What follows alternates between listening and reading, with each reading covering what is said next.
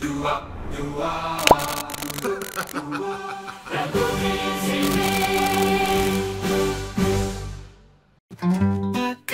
with Cameron, coloring with Cameron, coloring with Cameron. Hi everyone, welcome back to another episode of Coloring with Cameron. I'm really excited to move on to the shading today. It is my favorite part. It really just brings the characters to life. I absolutely love lighting. So I can't wait to show you guys. I think this is one of the last 3 videos, so after this one there's 2 more. I'm gonna divide shading and lighting up into 2 different videos just because it is quite a big topic. Let's see how it goes. Maybe I can do the shading and the lighting in one video. The shading and lighting we are going to be doing isn't as complex. We're just gonna basically do lighting from the side, so it's not going to be, you know, at night or something that's really difficult to do and something that you really have to think about. This is basic lighting that you can use for any illustration, and after that we're just going to do a simple background and export. So for the series that we are doing, the animal characters, we are almost done, and then we'll probably move on to something else. But yeah, without any delay, let's just jump right in and work on our characters. So this is what we have. We did the color blocking and the inking. So I chose to do quite a textured, line art. That's why there's artifacts and everything in here, just so it looks a little bit more, I enjoy the organic, like the aesthetic look of traditional coloring pencil, so that's just what I was going for here. We can move right on to our layers, add a layer, rename it to shading. The shading is a little bit more difficult than it usually is because we have to work with different kinds of layers and blending modes. So I'll explain that to you now. With your shading layer created, what you're going to do is you're going to click on it and say clipping mask.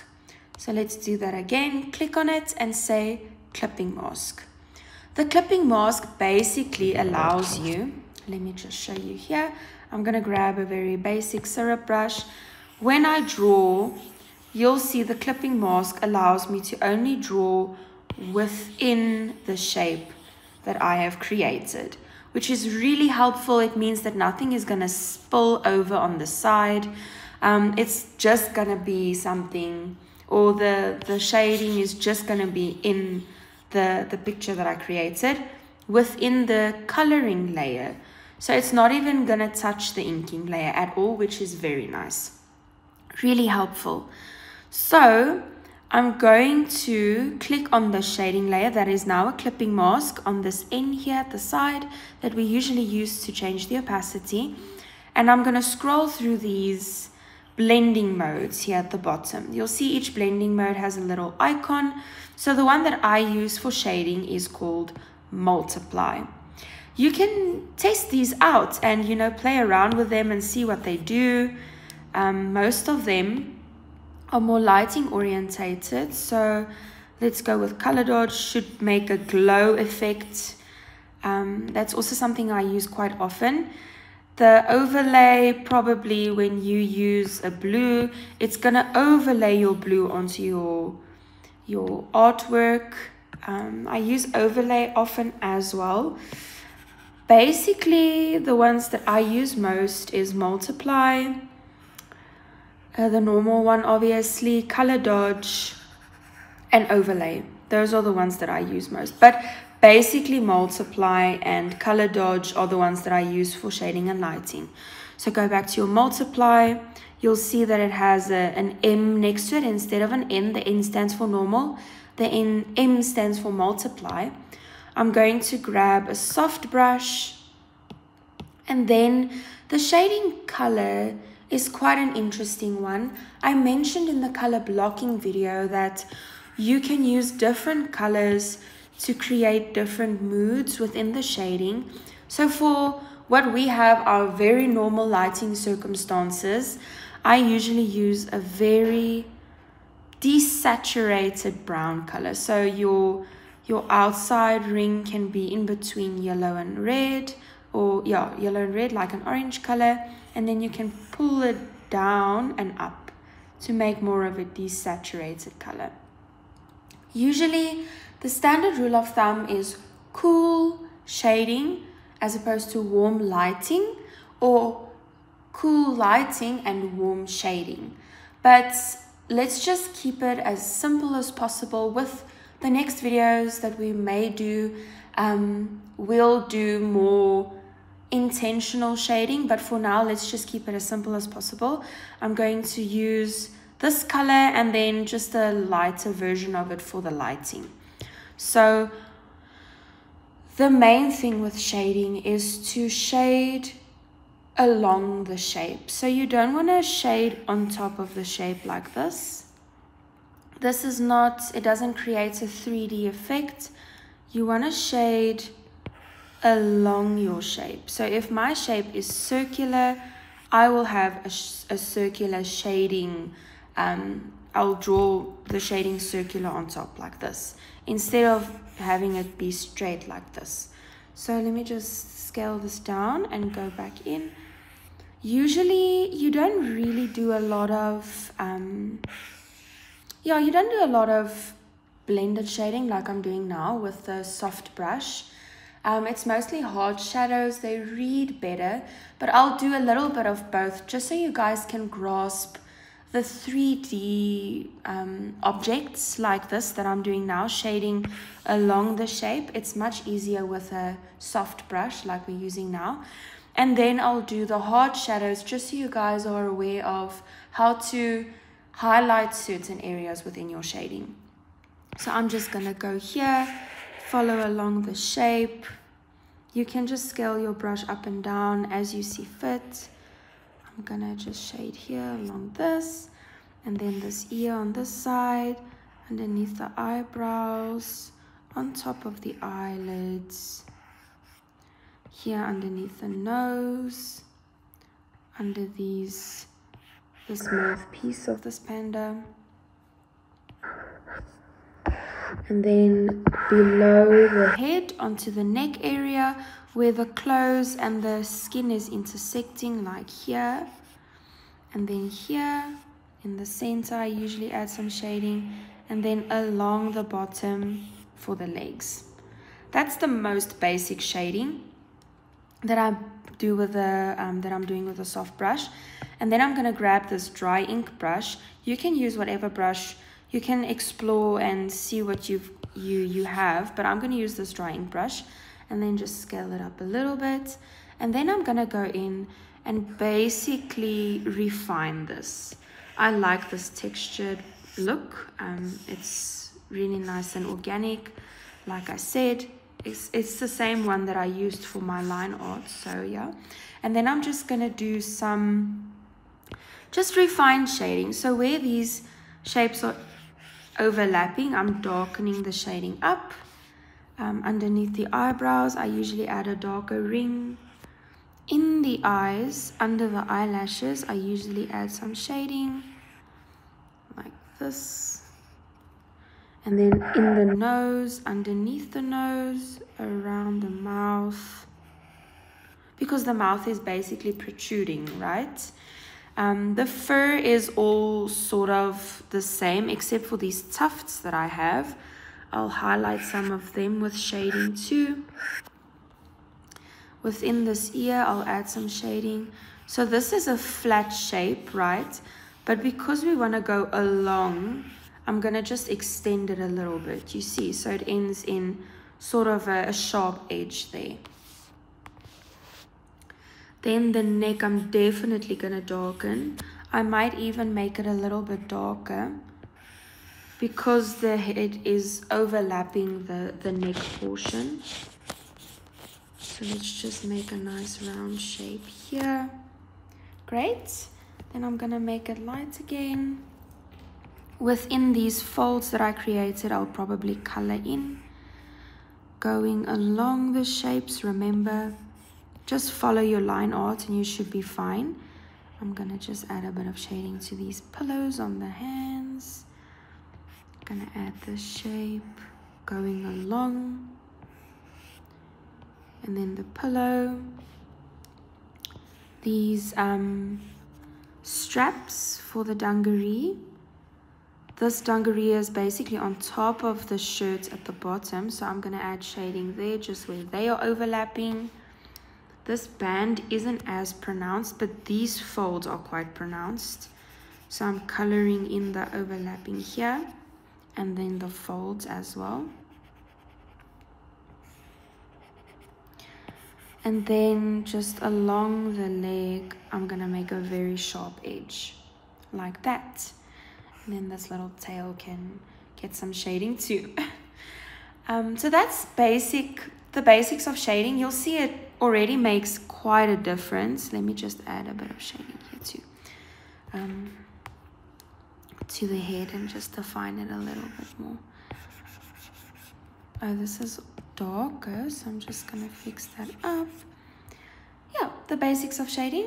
It already looks much more 3D. You can play around and see what you feel like shading. A lot of people have different methods of doing their standard shading, like this one that I'm doing now, for characters that doesn't have a specific lighting condition and that's not in a specific environment. But obviously lighting gets very technical when you have lighting conditions that is specific to nature and very realistic. But this is the basics of what I do when that's not the case. Then I think we have a little bit of time for lighting, so let's move on to lighting. Add another layer on top of the color layer. Let's say light, and then add a light bulb. Where's a light bulb? Maybe a candle. Let's add a candle, it's fine. And then making it a clipping mask like we did with the shading. These two can be on top of each other. It wouldn't make a difference. They're not going to interact with each other. I would say put the lighting on top of the shading, just so the shading doesn't block the lighting out. If you have light on top of the shading that you have created, then it would show up on top. You know, the layer order is important, as long as they are clipping on top of the color mask. Then I'm going to go to this N and I'm going to say color dodge. And then grabbing a soft brush, exactly the same as the shading, making sure that it's quite a nice light color like this. I'm just going to add in the basics of the lighting. You'll see it's going to make quite a difference to the colors that we have. Like here, you'll see it's more yellow. I'm just going to turn that down a little bit. Let's move along here. Yeah, that's better.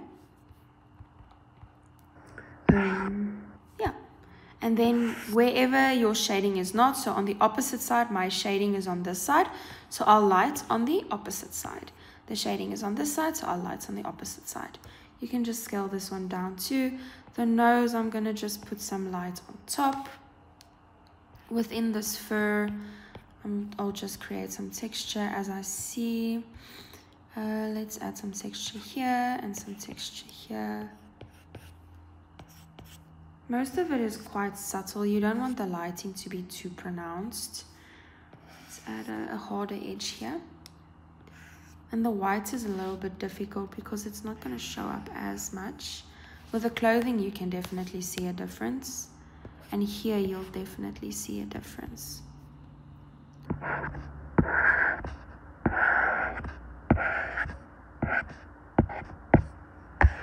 Let's add some lighting to the clothes.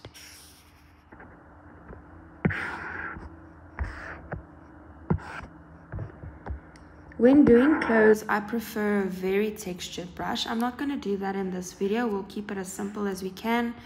But the very textured lighting brush for clothing is really nice because then it looks like fabric, which is something that you guys can keep in mind. If you played around with some textured brushes and you want to rather light with that brush, then you are more than welcome to. I actually think that would be really nice. But I'm just trying to keep it as simple as possible because lighting is quite an overwhelming subject. I don't want to make it too complicated for this video for now. When we do more videos in the future, then I'll do very complicated and very cool, like a night scene with the lighting, and then we'll do a day scene and more like a sunset, and I'll show you how the colors can sort of show the kind of environment that your characters are in, which is really cool. Okay, I think that's it for the lighting. We just need to add highlights to the eyes. So I usually go onto the inking layer, make my brush pure white, go to a harder edge. Let's select the dry ink because that's what I used for everything. And then in your eyes, you do a highlight like this. Make sure they face the same direction. And then I'll add a highlight to the eyelashes usually too. Just like a line that's a reflection. And then I'll add a little highlight to the nose. There you go. That's very cute. So that is our panda character. Let's add a little shadow to the bottom too. So it's not going to show up in our clipping layer, but let's just add another layer. I'm going to drag it down. I'm going to release the clipping mask, which it probably did. I'm going to add a multiply layer to this one too. And then I'm just going to grab our soft brush and our shadow color. And then I'm just going to add a very basic shadow below. Let's do a little bit flatter.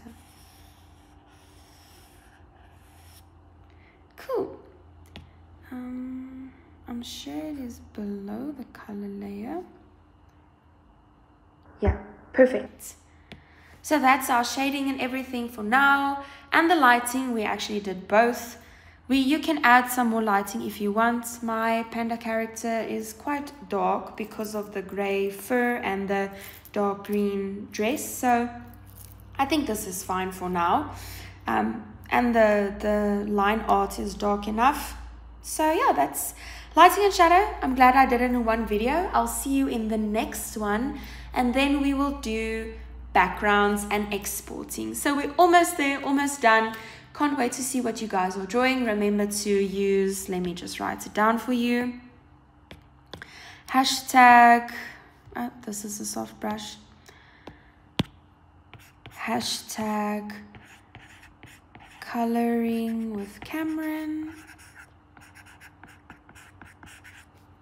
Once again, I ran out of space. This is all one word, okay? Cameron, like this. And then, yeah, your stuff will show up on Instagram and I can go through them, which is really exciting. So that's it for now. Hope you guys have a wonderful time drawing and a wonderful day. Bye. Creativity lives in the hearts of so many kids. We have awesome stories to tell in a fun way with words. Parents proudly show off our creations, sharing them with friends and family. But what if you could do something more? What if your stories could be celebrated beyond the fridge door? That's what the Creative Caliper Award is all about, recognizing kids who made picture books. Parents, it's time to help those creative voices break free from the cocoon. Visit contest.babookie.com to submit your child's book today. Many, many moons ago, 4 friends, fox, rabbit, monkey, and otter, set out on a moonless journey. A message from the heavens would test their kindness.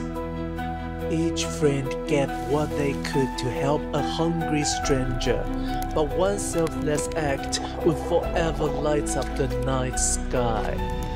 Discover the retelling of a Chinese folktale, a story of friendship, selflessness, and the power of compassion. Discover The Moon Gift, retold by Anders Rosberg, illustrated by Morgan Yu Qing Zhang. Get your copy today.